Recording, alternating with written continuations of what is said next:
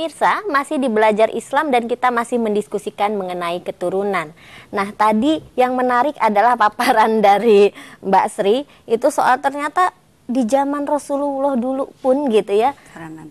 Para nabi, bahkan di masa Rasul pun, itu tidak pernah ada cerita beliau marah-marah karena istri tidak mampu memberikan keturunan gitu ya.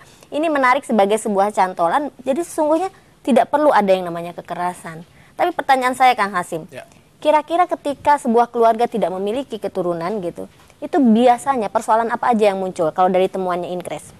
Ya, dari beberapa kasus yang kita dampingi, itu kecenderungan memang biasanya kekerasan dalam rumah tangga yang terjadi.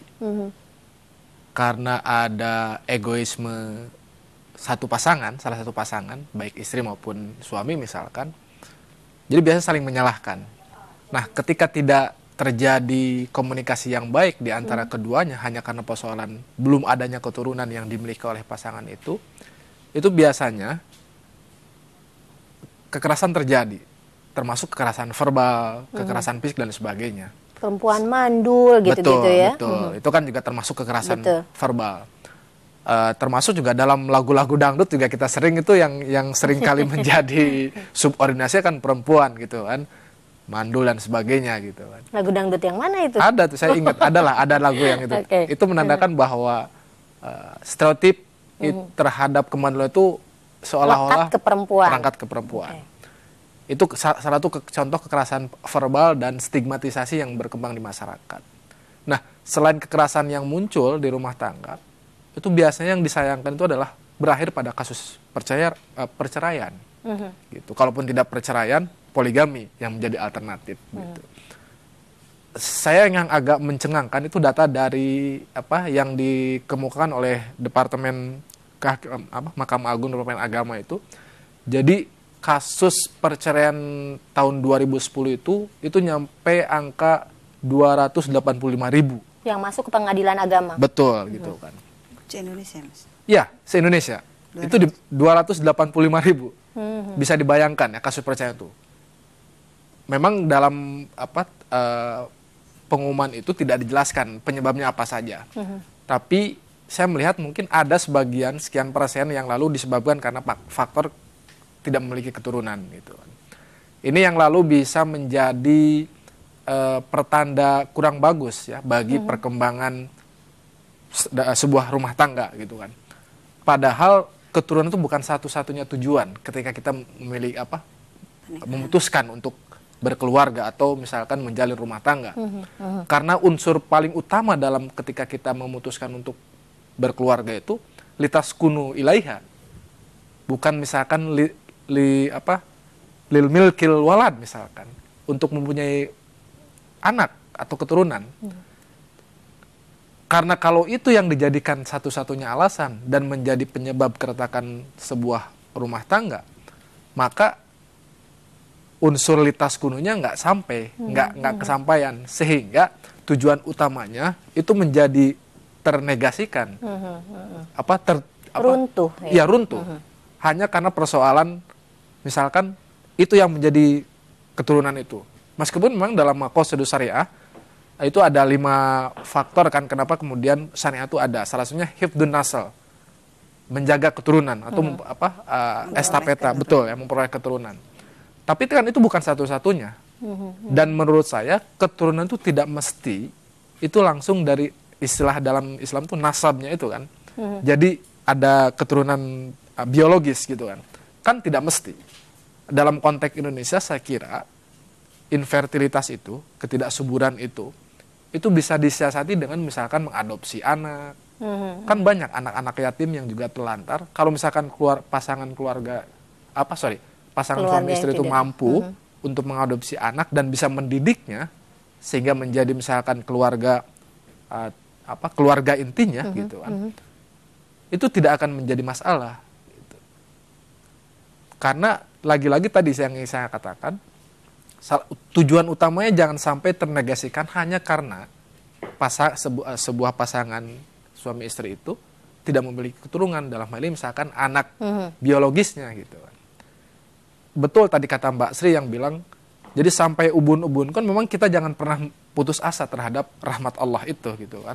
Karena lagi saya dikatakan sejak awal, di awal saya bilang faktor keturunan itu adalah faktor 3 hal gitu. Ada 3 elemen yang mesti satu sama lain juga harus diperhatikan.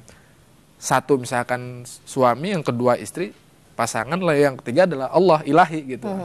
Yang bisa menentukan, yang bisa meniupkan ruh ke dalam rahim seorang perempuan. Gitu. Sebaik apapun upaya misalkan pasangan istri itu, entah dengan banyak kan program-program untuk menumbuhkan merangsang gitu kan agar istri itu punya keturunan atau punya anak gitu kan. Tapi kalau Tuhan belum menghendaki gitu, sampai ubun-ubun sampai mati misalkan, memang tidak terjadi, akan. Termasuk juga misalkan kasus ketika Nabi Ibrahim meminta kepada Allah Subhanahu Wa Taala untuk diberikan keturunan. Ketika sudah diberi keturunan kan langsung diuji juga kan agar disembelih. Betul. Itu sebenarnya juga kan poinnya yang ingin saya tekankan di sini, bagaimana kita selaku hambanya ketika kita berumah tangga lalu punya keinginan yang kuat untuk mendapatkan keturunan. Keturunan itu kan sebenarnya kan ujian, cobaan. Mampu nggak kita? Nah, kalau misalkan Tuhan berkehendak lain, ya introspeksi pada diri sendiri.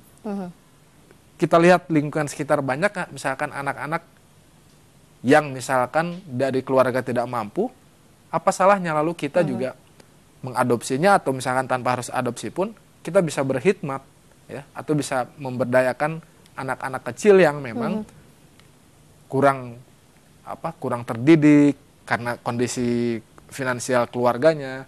Saya kira itu bisa dimaksimalkan. Sehingga kasus-kasus perceraian yang diakibatkan ketidakmampuan karena misalkan faktor keturunan itu bisa dihindari. Termasuk misalkan kekerasan-kekerasan yang timbul karena akibat tidak adanya keturunan itu termentahkan dengan sendirinya. Karena tujuan utamanya litaskunu ilahi itu tetap menjadi pegangan kedua pasangan itu. Nilai yang utama ketika orang memutuskan berkeluarga ya. Nah, kalau Mbak Sri, kan tadi yang menarik dari penyampaian Kang Hasyim adalah ada anak yang memang itu lahir secara biologis, artinya dari ibu itu, ibu kandung kalau istilah kita. Tapi juga banyak ternyata sekarang dengan kemampuan teknologi yang luar biasa, itu juga bisa mendorong orang kemudian memiliki keturunan, misalnya dengan berbagai cara. Bayi tabung misalnya, yang kemudian diikuti oleh salah satu artis di Indonesia gitu. Nah, apakah itu terjadi di masa Rasulullah dulu, Mbak Sri? Kalau itu kan ya kecanggihan teknologi. Boleh dikata dalam sejarah itu belum ada. Cuman kalau dalam Islam seandainya pun terjadi bayi tabung itu harus suami istri. Karena itu anak sah. Kalau umpamanya maaf ini punya siapa, ini istrinya, itu boleh dikata tidak diakui dalam Islam. Karena dikatakan zina ya enggak, tapi ini sangat menghancurkan ini anaknya saya, apalagi dalam berbagai kasus seorang anak saya nggak tahu bapak saya siapa, itu akan terjadi kegoncangan dan bahkan si anak akan sering terjadi kemarahan, kamu ini bapak kamu nggak jelas, itu akan lebih parah seandainya pun bapaknya seperti ada seorang istilah anak haram janda gitu ya. Kalau umpamanya bapaknya bapak asli silahkan, umpamanya nggak sanggup dalam rahim perempuan secara normal pakai medis silahkan, tapi kalau bukan suaminya itu dalam Islam tidak diakui. Mengenai anak angkat sendiri, Rasulullah sendiri punya anak angkat, namanya Zaid.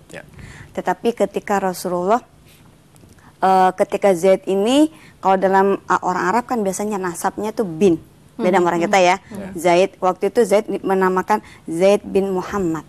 Akhirnya langsung ditegur oleh Allah, anak angkat tidak boleh menasabkan bapak angkat, tetapi tetap bapak kandungnya. Jadi akhirnya Zaid ini tidak boleh dinafsakan bin Muhammad, tapi langsung ke bapaknya sendiri yang langsung, yang kandung. Walaupun dari kecil sampai tua bersama dengan bapak angkatnya, tetapi dalam nasab tetap bapak kandung. Ini menarik. Ini menarik, kita akan lanjutkan pemirsa, karena ini juga yang kemudian banyak sekali terjadi menjadi persoalan serius dalam keluarga ketika bicara soal nasab. Baiklah pemirsa, jangan kemana-mana, pastikan Anda tetap bersama kami di Belajar Islam.